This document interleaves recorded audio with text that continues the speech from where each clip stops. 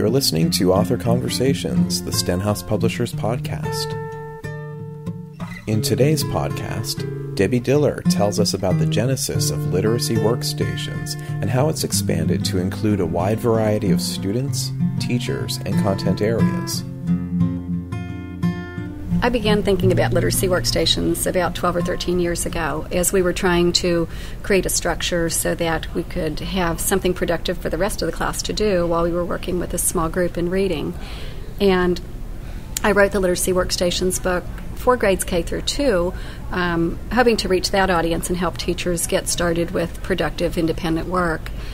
The concept was so successful in the lower grades that upper grade teachers began asking me if I would write a book for older students because they wanted to incorporate the structure in their classrooms. It was a lot of fun to work with because I found that it was actually easier to do with older kids and that they could do so much more. They could work independently so much more quickly and easily than the younger children could. So it was kind of a surprise that it took off like I did. I had no intention to write an upper grade book, but it was really teachers asking for that help.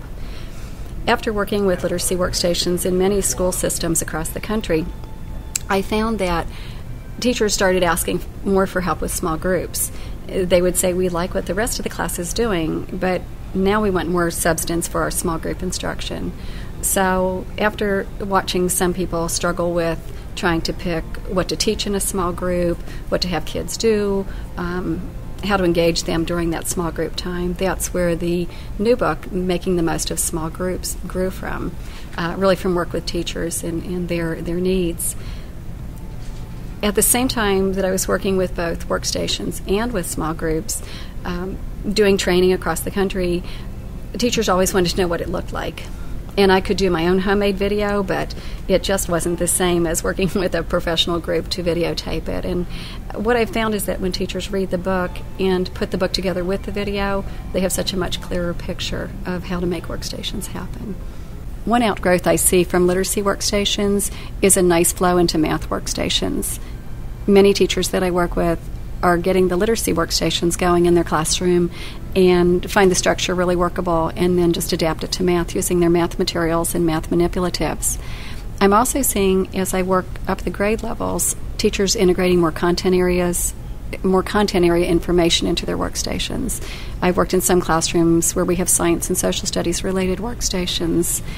Recently, I've been working in a middle school setting, experimenting with literacy workstations, and we're finding it to be a very adaptable structure for science and social studies as well as the English classroom.